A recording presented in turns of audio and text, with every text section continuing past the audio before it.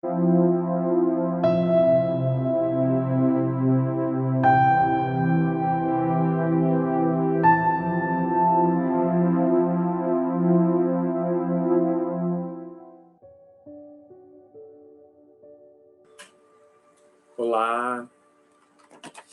é com imensa alegria que eu me junto aqui mais uma vez a vocês. Graças a Deus, mais uma vez nós temos a oportunidade para fazermos bom uso da tecnologia. Então, neste clima de proteção, de inspiração, vamos rogando a Jesus, nosso Mestre, que possamos nos manter conectados com a equipe espiritual que nos dá todo o suporte para que a exposição do tema de hoje ela toque fundo em nossos corações, mas principalmente que tenhamos disposição para colocá-las em prática. O tema que nos foi proposto hoje, ele está lá em O Evangelho à Luz do Espiritismo, codificado por Allan Kardec, lá no item 16. O título, lá no capítulo 16. O título desse capítulo é Não se pode servir a Deus e a Mamon. Lembrando que Mamon era tido como o Deus da riqueza. Mas nós abordaremos especificamente o item 8, que nos fala sobre as desigualdades da riqueza. E antes de entrar no excelente texto que Kardec escreveu nesse item, eu vou contar uma pequena historinha. O título dessa história é Jesus e os Dois Ricos. Na verdade, não é bem um título, não é uma história que consta em algum livro, é como se fosse um compilado que eu peguei de duas passagens em um Novo Testamento. Então, nós temos uma passagem que está lá em o Evangelho de Marcos, no capítulo 10, e vocês devem se lembrar dessa passagem, quando Jesus, logo após atravessar o Rio Jordão, ele, chegando à outra margem, a multidão o cerca, e aí ele começa a dar alguns ensinamentos, até que chega na frente dele um jovem rico. E esse jovem rico diz assim: bom mestre, o que devo fazer para alcançar o reino dos céus? E a resposta de Jesus, que reverbera até nossos dias atuais, ele diz: por que me chama de bom? Bom somente Deus. Então, olha a nossa percepção de bondade, a nossa percepção humana, e o Cristo, com a sua percepção extremamente dilatada, diz que bom somente Deus. Mas ainda assim ele responde. Ele fala: observa todas as leis, honra teu pai, tua mãe, não comete calúnia, não inveja, ama a Deus e a teu próximo. E esse jovem rico, feliz, fala: mas isso tudo eu já faço, então tudo bem. Até que Jesus olha para ele com aquele olhar, sabendo exatamente o que o jovem pensava, e Jesus fala assim: vá, venda todos os seus bens, retorne aqui e me siga. E esse jovem ficou triste, cabisbaixo, foi se afastando da multidão, se distanciando dos apóstolos. E aí Jesus, olhando para os apóstolos, diz: o quão difícil é um rico entrar no reino dos céus.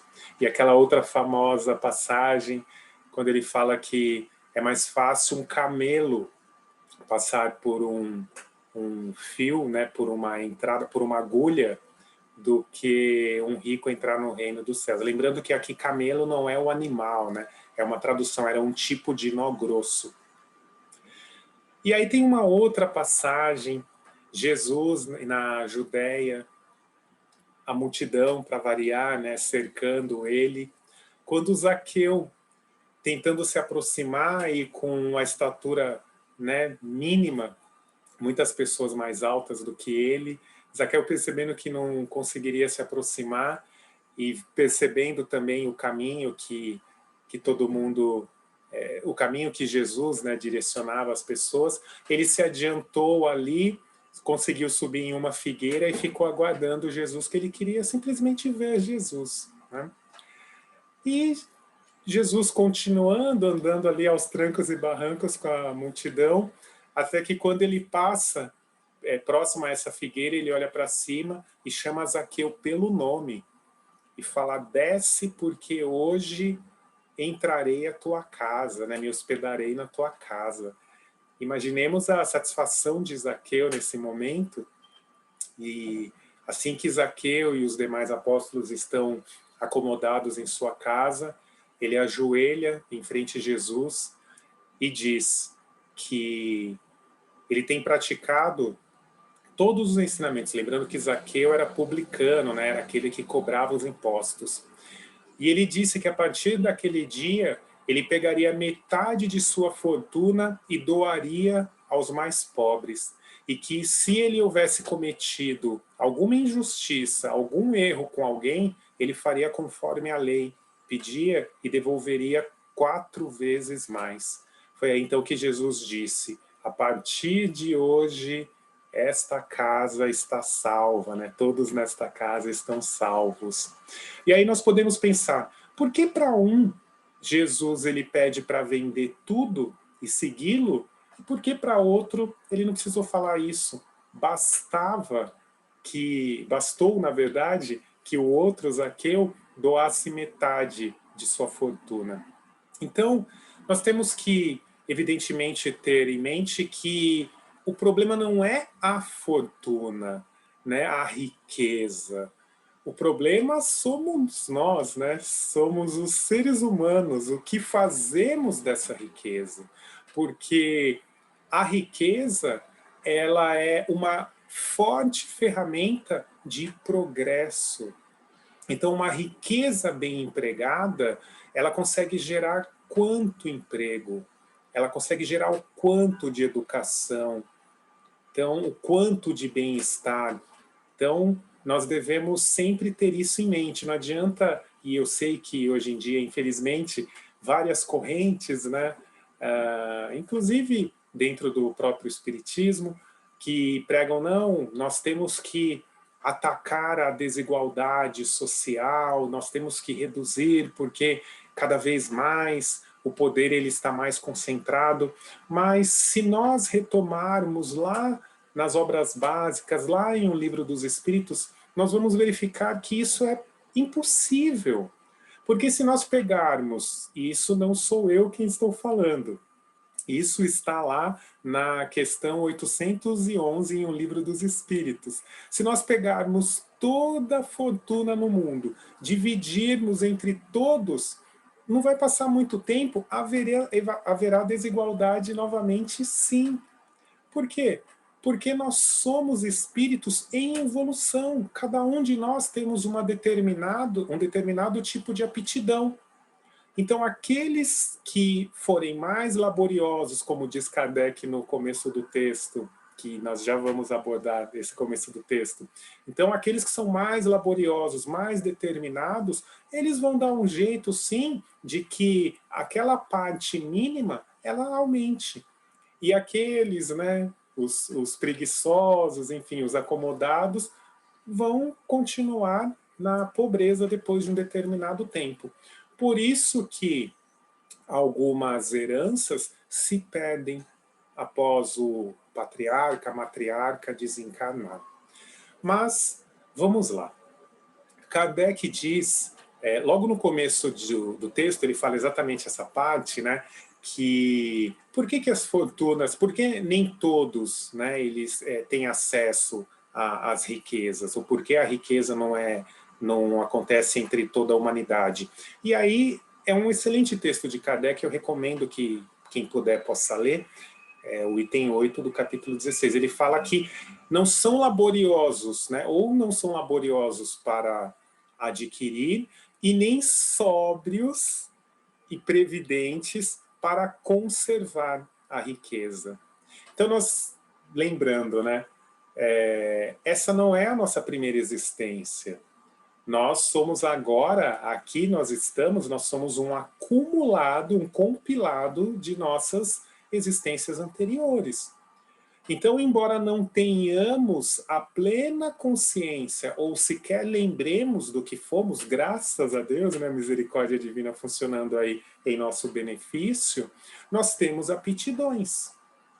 E nós não sabemos, provavelmente já fomos, porque os benfeitores espirituais dizem que é a função, né, da lei do progresso que todos passem pela riqueza e pela pobreza, para aprendermos. E alguns dizem, mas a pobreza é a prova mais difícil, ou a expiação mais difícil. Outros dizem que é a riqueza, e os espíritos dizem que não.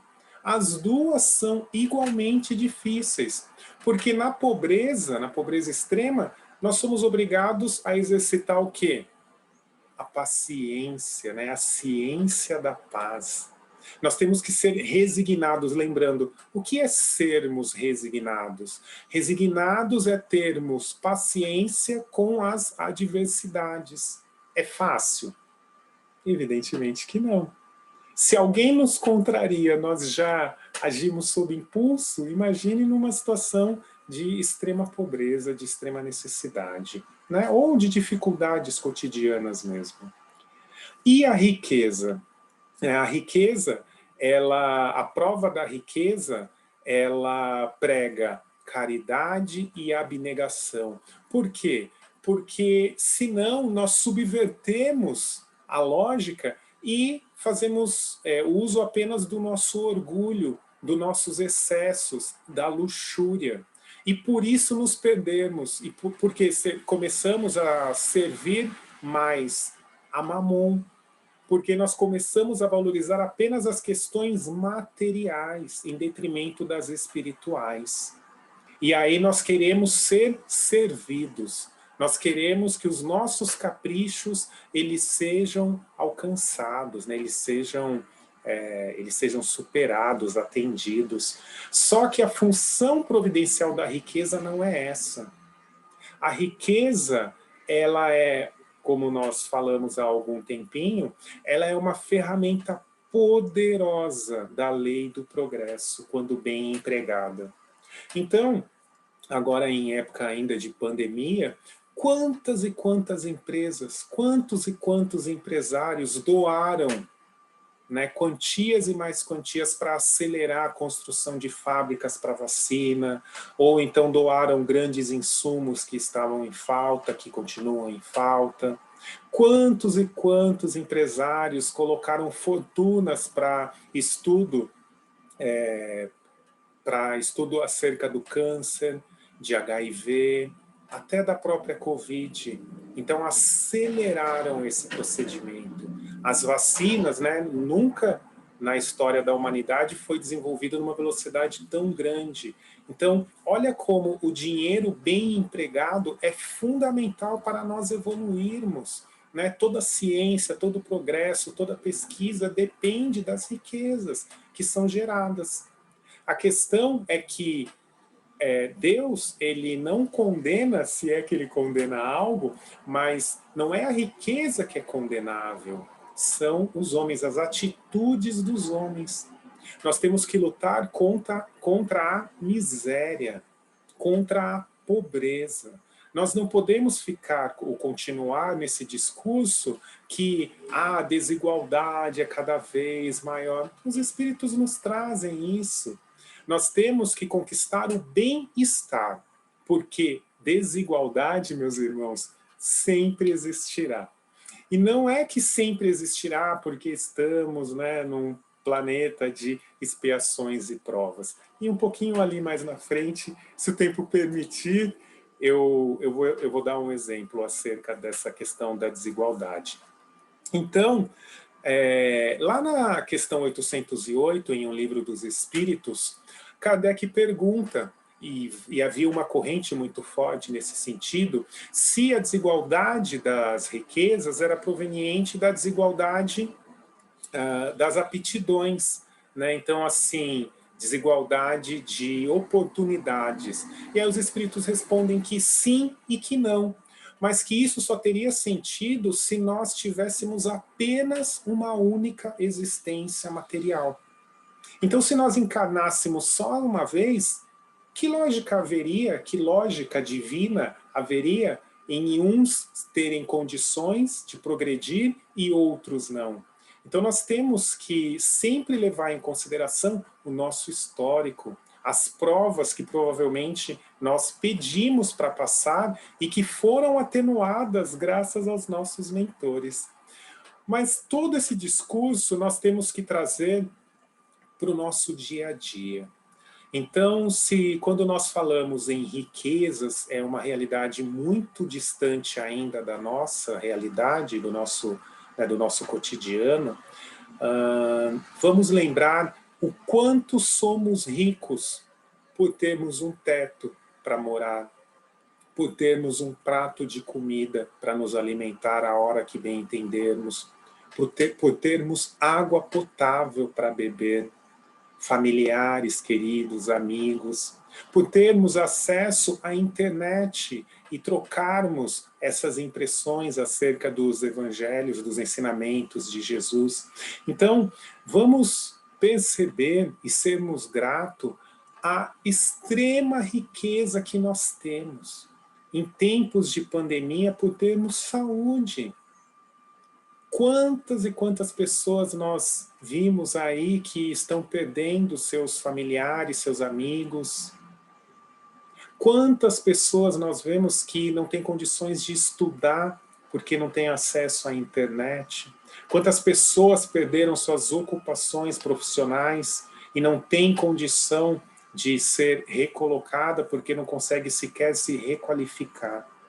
Então, meus amigos, nós temos muito o que agradecer, sim, pelas riquezas que nós somos merecedores, que nós fizemos por onde, e não necessariamente essa riqueza, uma quantidade considerável de bens materiais. Mas nós temos que exercitar o nosso olhar para as riquezas cotidianas, para a beleza das coisas que nos cercam e que nós sequer valorizamos. Então, quantos irmãos nossos passam o dia atrás de um prato de comida, o dia atrás de uma ocupação, uma nova chance profissional? Quantos pais chegam em casa com fome e têm que alimentar seus filhos, abrindo mão de sua própria alimentação? Então, nós somos muito ricos. E sim, existe desigualdade, né, nessa nossa riqueza cotidiana, nessa nossa realidade.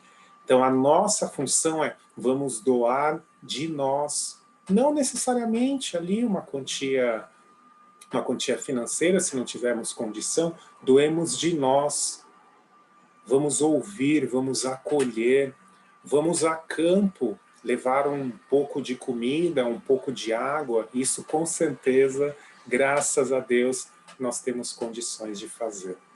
Então, a lição que nos fica hoje, para nós refletirmos aí no decorrer da semana é: o problema nunca foi a riqueza, o problema ainda somos nós, o que fazemos com essa riqueza.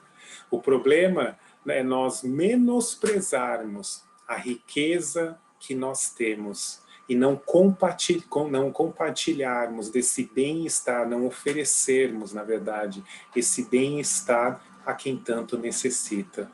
Então vamos nos movimentar, vamos colocar em prática um pouquinho que seja do que Jesus nos trouxe.